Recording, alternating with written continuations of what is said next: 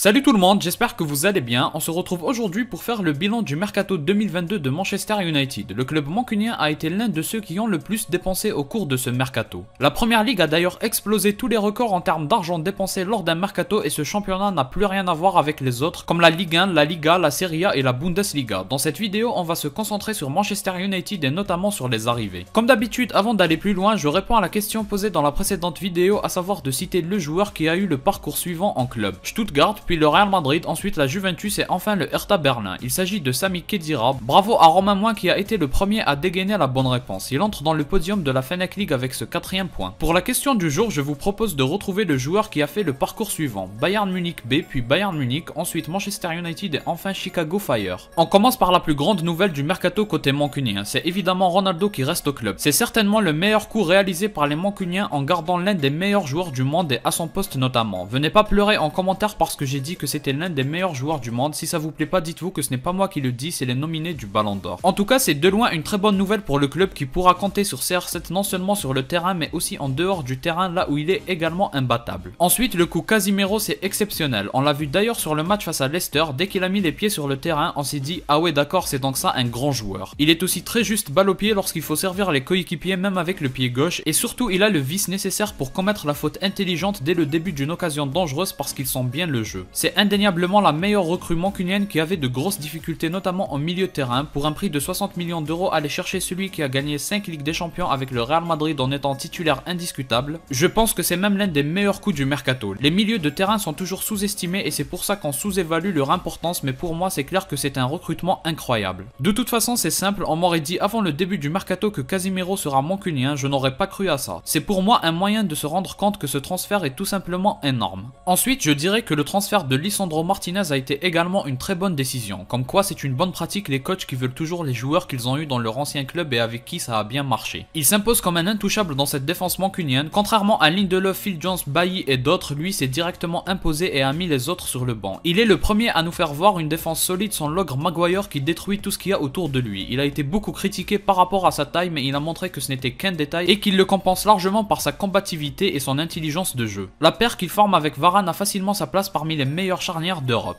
De toute façon, rien que pour le fait qu'il ait mis Maguire sur le banc, on est tous déjà fiers de lui. Ensuite, il y a Malacia, un latéral gauche qui a mis Luke Shaw sur le banc après à peine 2 matchs. Que dire de lui? Il a toutes les qualités qu'on attend d'un latéral sauf dans son apport offensif. Défensivement, c'est un combattant qui se bat pour chaque ballon. Il est rarement pris dans la profondeur contrairement à Shaw avec qui on voyait ça toutes les 5 minutes. Il se projette de temps en temps offensivement mais je trouve qu'il est encore timide en attaque. Il faudrait le voir beaucoup plus offensivement. Quand je vois l'apport des latéraux dans d'autres équipes, je suis obligé d'en attendre plus offensivement parlant. Je trouve pas qu'il est spécialement technique mais il est très rapide en tout cas et il est surtout pas avare d'effort, ce qui est une qualité indispensable lorsqu'on est latéral. Ensuite un autre bon coup c'est Eriksen. Il arrive libre après un excellent passage à Brentford. C'est un joueur de classe internationale au milieu de terrain, désormais lui aussi on lui a trouvé la bonne zone de jeu. Il est en quelque sorte le cross du Real Madrid. Il se projette beaucoup offensivement, il tire tous les coups francs et les corners, sa qualité de pied n'est plus à prouver et ça permet d'avoir un autre très bon relanceur mis à part Bruno Fernandes. Il a aussi un rôle très important à gérer qui est défensif et pour l'instant je trouve qu'il s'en sort très bien. Si on met de côté la défaite 4-0 bien sûr, là où il a été assez fautif. Mais bon, il y avait encore Maguire à cette époque-là et on se rend compte que tous les joueurs sont meilleurs depuis que Maguire est abonné au banc des remplaçants. On peut citer également le coach Erik ten Hag comme l'une des recrues du mercato. Il vient après un passage de Ralf Rangnick que je n'ai pas trouvé exceptionnel. Solskjaer a été viré pour un entraîneur qui n'a pas beaucoup plus apporté que lui, mais c'est comme ça dans les grands clubs de foot maintenant. Ten Hag a encore beaucoup de travail et de choses à prouver parce que certes on voit une amélioration dans l'équipe par rapport à l'année dernière, mais on est encore très loin des promesses du pressing et du Manchester United dominateur. Gagner en souffrant face à des équipes dites inférieures c'est bien mais c'est pas encore assez et c'est loin des promesses qu'on attend de ce Manchester United. Pour moi on n'a encore rien vu même s'il faut reconnaître que relever la tête comme il l'a fait avec 3 victoires consécutives après les 2 premiers matchs désastreux, on peut tout de même lui reconnaître sa force de caractère et sa persévérance. Il a bien renversé la tendance, ça c'est sûr, mais il va falloir confirmer face à un Arsenal à qui tout sourit. Il y a eu également les retours de Van de Beek et Martial. Il paraît évident que l'entraîneur compte énormément sur Martial et qu'il aura un rôle important à condition d'enchaîner sans que son physique le freine encore. C'est pas gagné puisqu'il n'a encore joué que face à Liverpool et déjà 2 blessures, mais quand il sera là, un peu comme ça a été le cas avec Varane, ça semble sûr que l'entraîneur lui fera confiance vu qu'il répond aux qualités que le coach attend de ses joueurs dans sa vision de son système à Manchester United. Van de Beek par contre, ça sent pas bon. Je pense qu'il va encore avoir une très mauvaise demi-saison qui finira par un prêt. Ça fait maintenant 3 coachs qui l'ont essayé, mais à chaque fois il ne répond pas présent et ne montre pas qu'il mérite plus de temps de jeu. Malheureusement, ça aura été une autre erreur de casting pour Manchester United. Il y a aussi Anthony qu'il ne faut pas oublier, on ne l'a toujours pas vu jouer mais ses qualités sont évidentes aux yeux de tous. Il répond à un vrai besoin que l'équipe avait, je trouve qu'il manque à ce Manchester United des profils de purs dribbleurs comme lui. Sancho était censé répondre à cette problématique et être celui qui fait des différences en 1 contre 1 mais il ne le fait pas ou alors très rarement. On espère que Anthony le fera régulièrement et je suis sûr qu'il va y arriver. Il y a eu beaucoup de départs que je ne vais pas beaucoup commenter, on peut citer Pogba, Lingard, Telles, Bailly, Cavani, Matic, Garner, Mejbri et une vente de 9 millions d'euros de Pereira. C'était je pense des départs nécessaires, sauf le cas Telles qui je pense aurait fait une bonne doublure avec Malacia, mais c'est bien aussi d'avoir renouvelé une grande partie de l'effectif. La reconstruction d'un club passe forcément par là, c'est une étape obligatoire et ça libère pas mal de gros salaires pour le club qui a pu faire les recrutements dont on a parlé juste avant. Si je devais donner une note à ce mercato mancunien, je donnerais un 8 sur 10. J'enlève un point parce que je considère qu'il fallait chercher un latéral droit de classe mondiale même si Dalot fait l'affaire pour le moment. Et j'enlève un autre point car je pense qu'il manque certaines doublures à certains postes. D'ailleurs, il y a eu l'arrivée d'un autre gardien vu que Dean Anderson a été prêté, c'est Martin Dubravka qui va le remplacer. Au moins le poste de gardien est sécurisé si jamais De Gea se blesse. Et vous, quelle note donnez-vous à ce mercato mancunien? Dites-moi ce que vous en pensez en commentaire, n'hésitez pas à liker, commenter, partager et vous abonner pour me soutenir. Moi je vous dis à la prochaine, portez-vous bien.